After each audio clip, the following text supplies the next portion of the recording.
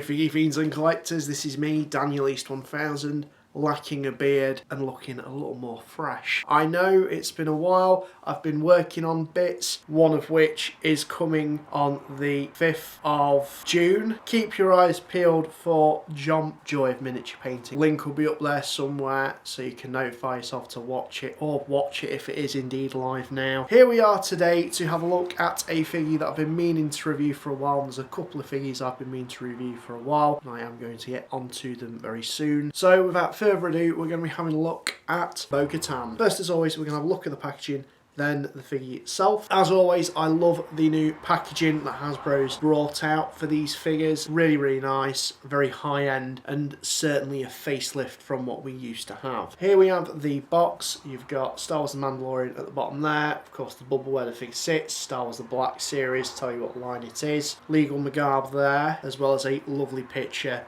of the character, and of which, if you buy the other figures, you can build up your picture. Yeah, that's really, really lovely artwork. Bo-Katan at the bottom there. On this side, there's not really much going on, nothing to talk about. And on the back, you've got a bit of a bio on the character, of which I will include in the description below. Picture of the character again, and a ton of legal garb, as well as what number this figure is, of which long have we waited for a Bo-Katan Kryze, and to finally have one in our collections, albeit not in 334 inch, it's a good feeling. It's always been befuddling to me at the fact that we never got one from the Clone Wars 334 inch animated style line of figures, and it's only until now, what with the Mandalorian, other media that's come out, we finally get a figure of her. So this is of course from her appearance from the Mandalorian, so it's got that more obviously realistic look.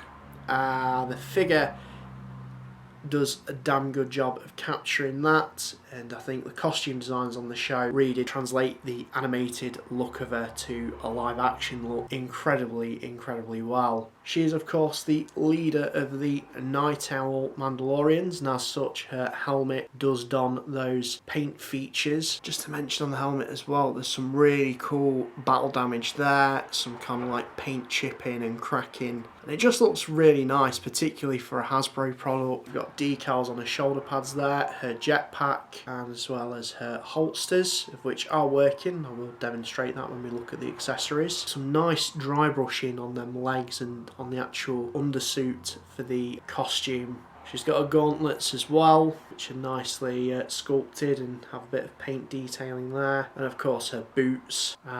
In terms of her accessories, she comes with a couple of bits. The helmet first and foremost, of which is removable, and also to note, does feature a moving down visor. I brought that down a little bit too far, but there we go.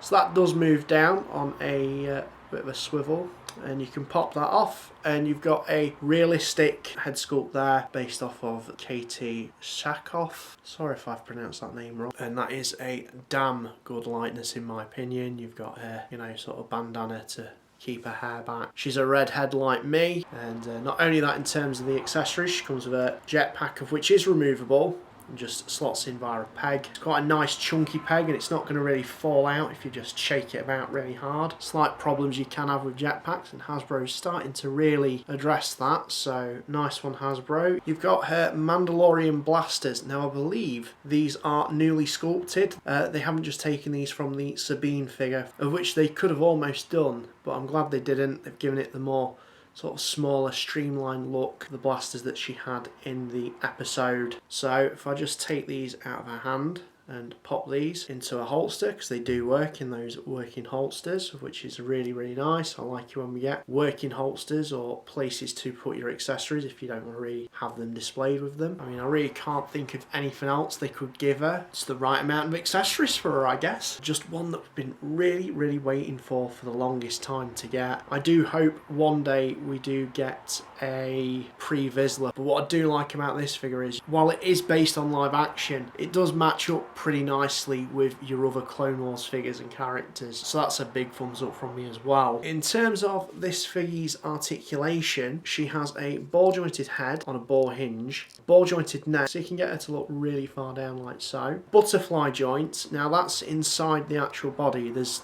like this very soft plastic overcoat for the armour, of which sits over the main body, but it does have butterfly joints, and that's really not hindered too much by this, and it actually helps in terms of these ball jointed shoulders here, which she has. For, you know, posing upwards, you know, you'd be limited with articulation there, but because they've put this sort of jacket thing over the actual main figure's body, you can pose that in like so, and it looks quite natural. She's got ball hinged elbows, ball hinged wrists, ball jointed torso, ball jointed hips, swivels at the tops of the thighs, ball jointed knees, and ball jointed ankles with rocker joints. So this figure has all the articulation that you could possibly really want from it. While this figure does look fairly basic at first glance, I think in terms of the character and how long we've been waiting for a sort of release of her in figgy form, and so I'm really pleased that Hasbro's produced this one. I'll be curious to see how much reuse this figure is going to see when we get the Cosca Reeve figure, you know, the sort of parts that are going to be used from this for that, but guaranteed when we get that figure it's going to look great stood beside her Bo-Katan,